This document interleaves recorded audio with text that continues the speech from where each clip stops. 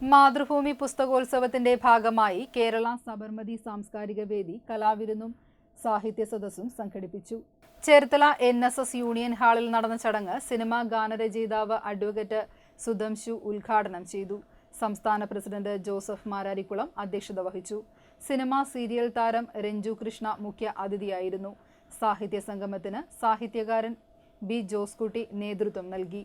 Flowers താരം Sajith Kalavoor comedy show അവതരിപ്പിച്ചു. വിനോദ് സുരഭി, തണ്ണീർമുക്കം സദാശിവൻ, സുധീഷ് മാരാരിക്കുളം, കരപ്പുറം രാജശേഖരൻ, ഉമ്മച്ചൻ മേദാരം തുടങ്ങിയവരുടെ കലാവിരുന്നും നടന്നു. ജനറൽ സെക്രട്ടറി ടോം ജോസഫ് ചമ്പക്കുളം സ്വാഗതവും CP ബോസ്ലാൽ നന്ദിയും പറഞ്ഞു. എപ്പോഴും ചേർത്തല വളരെ പോസിറ്റീവ് എനർജി തരുന്ന ഒരു സ്ഥലമാണ്. ഇത്രയും എഴുത്തുകാരെ ഞാൻ എല്ലായിടത്തും ഞാനിപ്പോൾ എവിടെ പോയാലും പറയാറുണ്ട്, ലോകത്ത് ഏറ്റവും കൂടുതൽ എഴുത്തുകാരുള്ളത് ചേർത്തലയാണ്. ചേർത്തലയ്ക്ക് അങ്ങനെ ഒരു പക്ഷേ പണ്ട് അങ്ങനെ ഒരു സാംസ്കാരിക ഒരു എഴുത്തിന്റെ പാരമ്പര്യം പണ്ട് തൊട്ടേ ചേർത്തലയ്ക്ക് അവകാശപ്പെട്ടാണ്. വയലാറടക്കമുള്ള പ്രഗത്ഭരായ എത്രയോ പേർക്ക് ജന്മം നൽകിയ സ്ഥലമാണ്. അപ്പോൾ ചേർത്തലയ്ക്ക് ഇങ്ങനെയൊക്കെ ആവാനേ പറ്റൂ.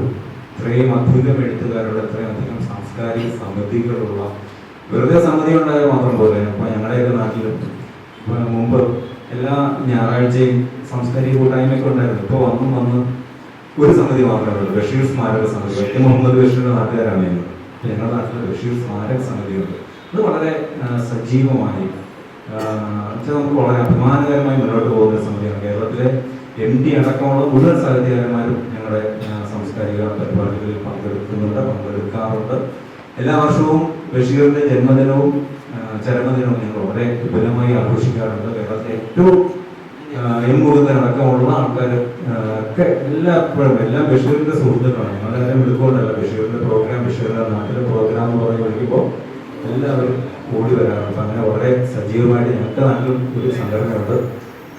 തുടർന്നുള്ള ബഷീറിന്റെ ചരമദിനം കടന്നുപോയി, ജന്മദിനം കടന്നുപോയി. ചരമദിനം വളരെ വിപുലമായിട്ട് കഴിഞ്ഞ വർഷം ജോസഫ് സാറൊക്കെ വന്നിരുന്നു.